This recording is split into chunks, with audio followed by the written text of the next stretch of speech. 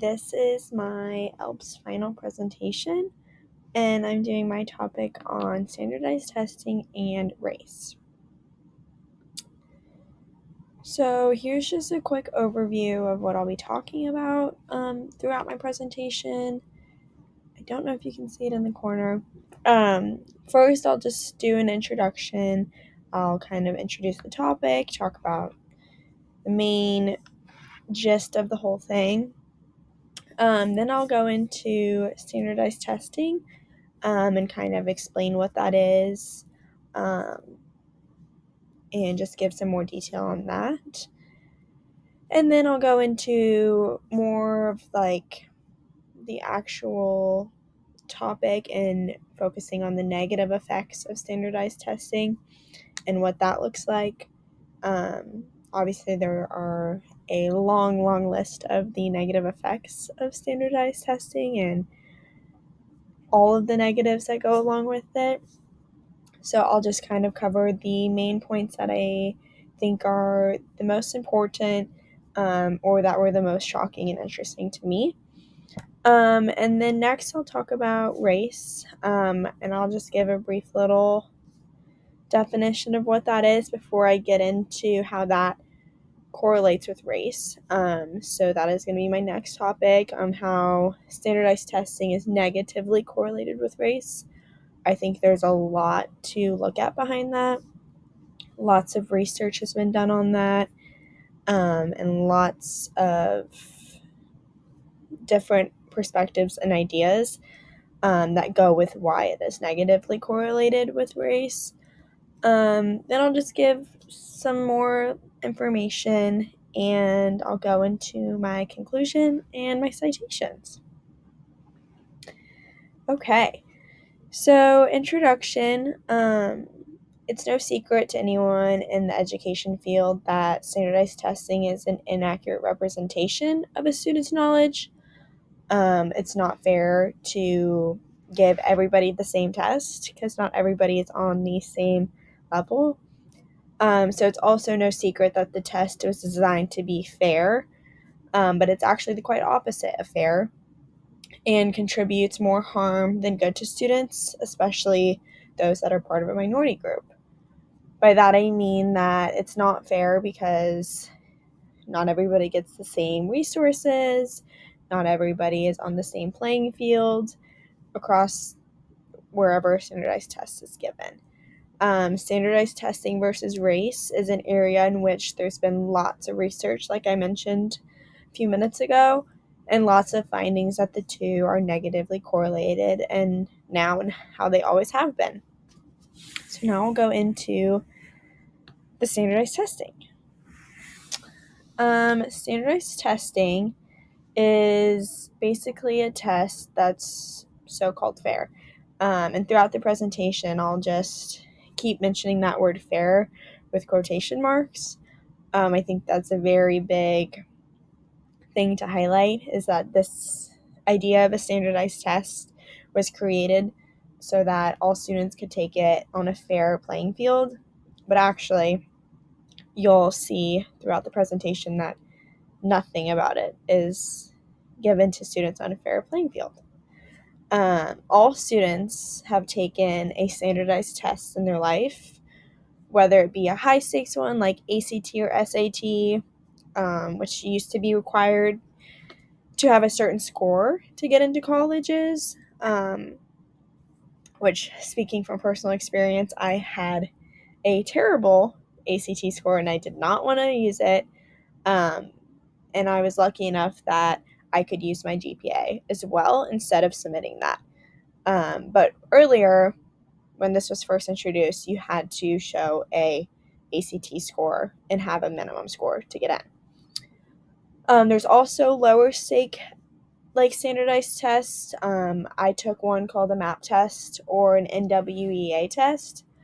MAP testing and NWA testing were when I was in elementary and middle school, and those kind of focused on highlighting either math and science or social studies and ELA and all of those. And we took it quite often to test to see if we were at the appropriate level that we were supposed to be, which is kind of interesting because at the end of the test, it would show you your score, and then it'd show you like a range that you were supposed to be in. And if you weren't in the range, then like you weren't up to the level that you were supposed to be. This was kind of an interesting quote by Bloom, and it says that, or Blum, by some estate, the average U.S. student will have taken more than 100 standardized tests before leaving the K through 12 system.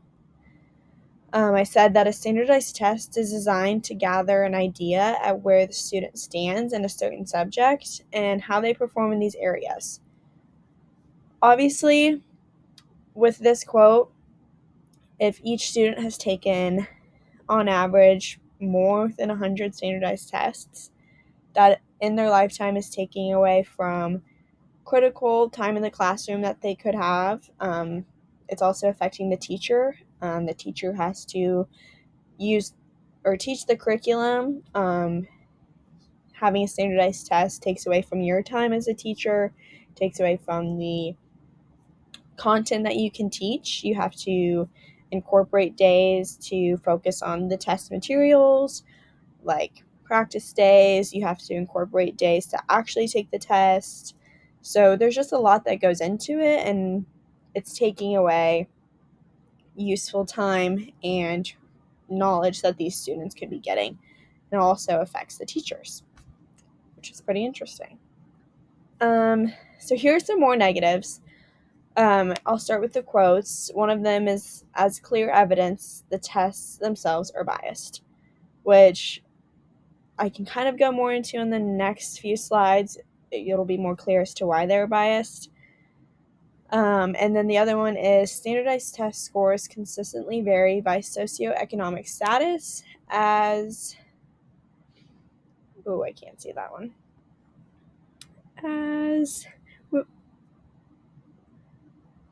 As reflected, by parental education, family income, or other measures in kindergarten. Sorry, that was a little... that one was also interesting to me. According to Noster, he states that standardized testing has been found to be deeply problematic by educational scholars, particularly since its forced national implementation vis-a-vis the No Child Left Behind Act.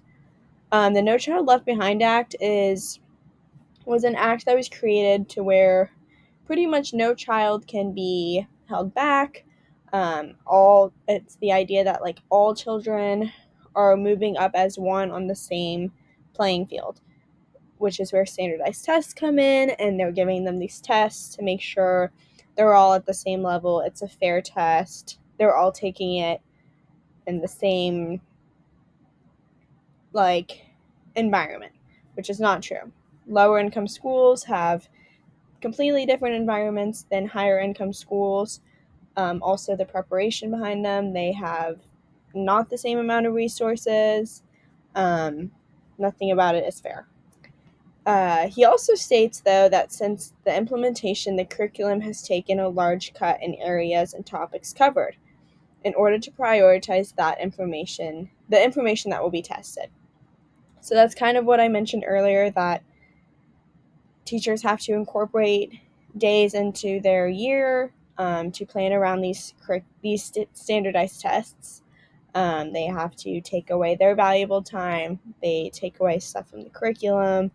It's just taking away more than it is contributing, which I think is a really big issue and something that has always been a big issue, standardized testing.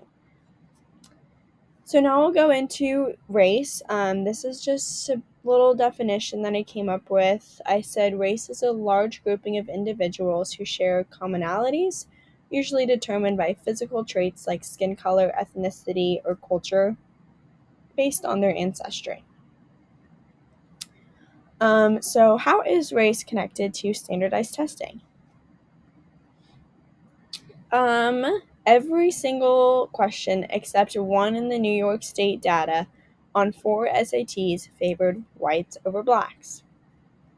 I'll just start with that. I read that and I was really shocked I knew that standardized testing wasn't fair when connecting it with race, but I did not know that, and I thought that was interesting.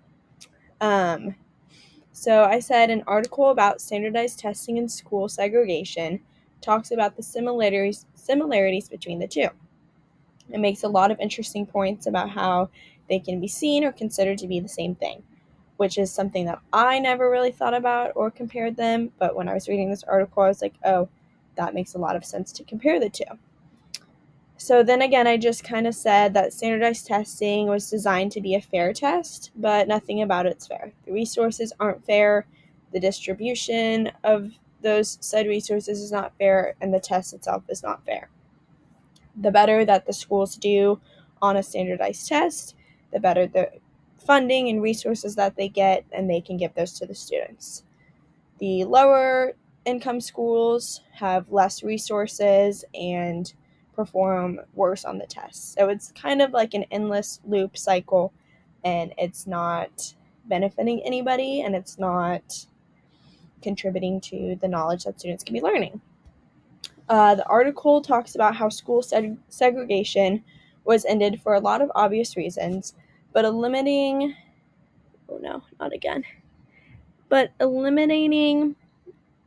limited educational access and opportunities is one of them, and standardized testing is working against that.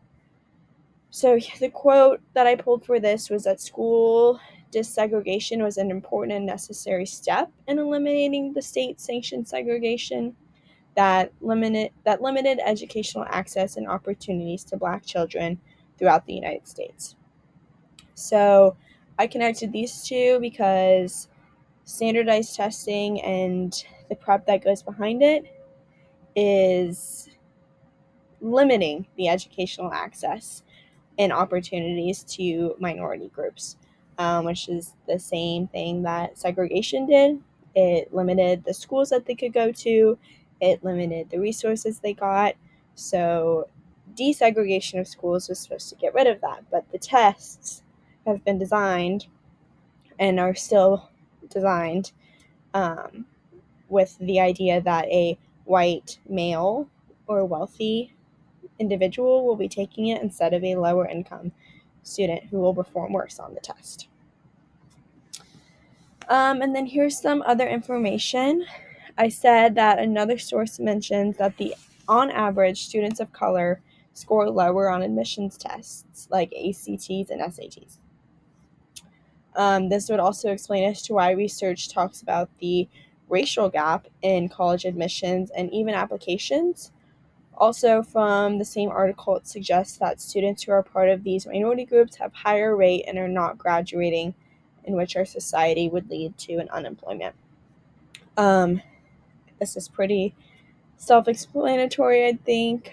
Obviously, there is a large gap, like racial gap in college admissions, because these students are not performing as well as what the test is designed for.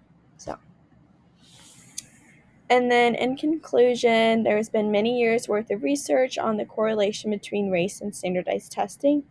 Research has shown that this is a more negative correlation and that the tests have proven to be unfair, biased, and simply a wrong way to determine someone's general level of a subject.